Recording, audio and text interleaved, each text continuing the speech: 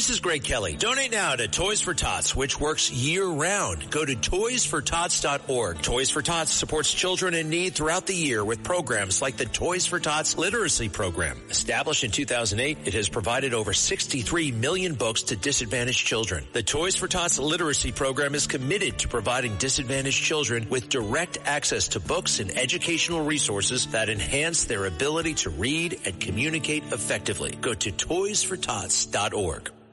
Excuse me! Taxi!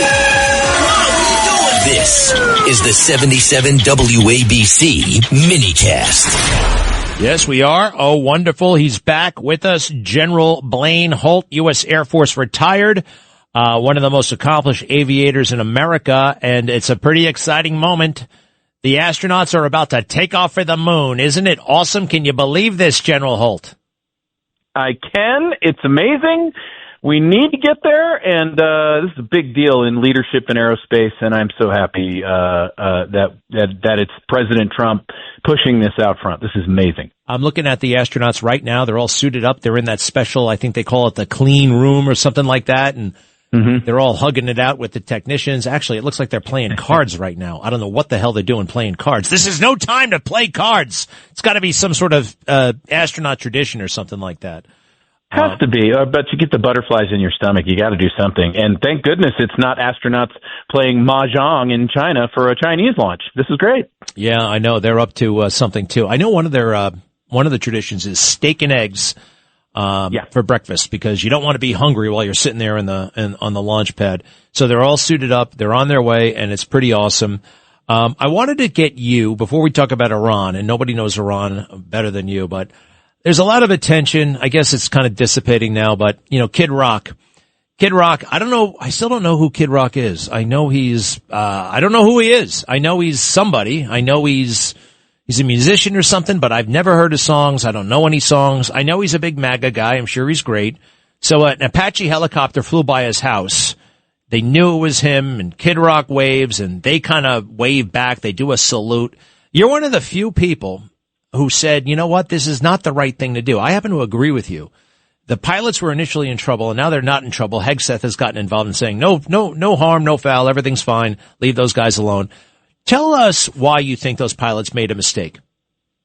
Yeah, it's a thing that we call, as aviators, Greg, flight discipline. And who wouldn't like to go strap a military jet to their butt and go do a flyover at their house, or for their grandparents, or for Ted Nugent, in other words. But unfortunately, it's those types of things that are links in the chain that lead to accidents later because the flight discipline is not there. We have to be professionals, and that's what America expects of us. And we're flying around in awfully expensive, high-risk equipment that the taxpayer expects us to be very judicious with and only take risks where the mission demands it, which we do plenty of times.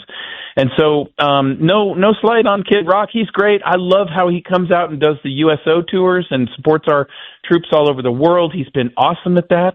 And then the only other part I would say is, dear Secretary Hegseth, I understand your desire to protect and shield these aviators who just lost their heads for a little bit. It doesn't mean that they're terrible people. They're great aviators and pilots, and they'll recover. But let their lieutenant colonel commander deal with that. Let their battalion commander deal with that. That's lieutenant colonel business, and it should be. Yeah, and it wasn't like these guys were going to go to jail. I mean, there was going to be some sort of discipline. And Pete Hegseth doesn't know what it's like to sign for an aircraft. And oh, by the way, Kid Rock did make it awfully political. He puts it up on social media. He didn't have to do that, but he did. And he slams Gavin Newsom for no apparent reason. Now, I can't stand Gavin Newsom, but then it makes it totally political. And these guys can't be doing political stuff. And tell us why that is. Yeah, for very good reason, we want our military professionals to be apolitical. They should, just remember, how mad were we when our Marines were used as stage props in that dreadful speech that Joe Biden made in front of Independence Hall with red lights everywhere. It looked really satanic. And there's that poor Marine sitting there with a gun looking like a stage prop. And we don't want our military used and abused that way. And we also don't want to send a message to our forces that, hey, whatever your political leanings are, that's who you defend in this country. No. You defend the whole thing. The communists right on through to the kill a commie for your mommy conservatives. You have to protect them all. And that's what we expect as a nation. And so using that Apache in that political way, it's inappropriate. Now, look, Kid Rock is a citizen, but the Apache unit should have never have gone for that. And the other thing is, and I just really respect this about you, and quite frankly, I kind of learned it from my dad. I like to think I have some of this in me. Sometimes leadership is not popular. Doing the right thing may not be popular with the troops, with the soldiers, with the Marines, with the media, with you disappoint a lot of people in leadership. And leadership there's a loneliness to leadership because you don't always do what's popular. They call it a burden for a reason, but if it's done right, it's very enjoyable. Whenever I had a commander's call as a Lieutenant Colonel C-17 commander, if I knew that I was just about to release a policy that was wildly unpopular, I would always start with the words, now you all are not going to like this, so buckle up. But here it comes. Okay. So look, you called this Iran war. You've been spot on about everything. Where are we right now? How is this going to play out? What's happening right now? I'm seeing the signs of a breakout. I'm seeing the signs of a breakthrough. President Trump is definitely confirming he is negotiating with an element in Iran that probably figures to be the next leadership. And his terms are very clear. Get the straits opened up, which essentially means you're going to have to knock out what's left of the IRGC resistance. And then we'll depart. And I'll be helpful. And helpful means you need an A-10 over Tehran covering you? You got it. You want a bomb over here in Isfahan? No problem. 30 minutes or it's free. But you're going to take your country now. We're going to have free and clear straits. And then President Trump is going to have to deal with the very recalcitrant heads up their butts, Europe. How do we deal with how does the strait reopen? I feel like it's almost artificially closed. How do you see those things? Well, why is it closed right now? Is it really closed? And what's going to happen going forward? Well, I'm so glad you said the word artificial because in its 337-year history, Lloyd's of London has never denied coverage during times of war, yet they do so now. So it gets to the motives of UK, which have been terrible the entire way through this. And now that the Houthis are exhibiting signs of getting back in business, is it Lloyd's intention to shut down the Suez as well?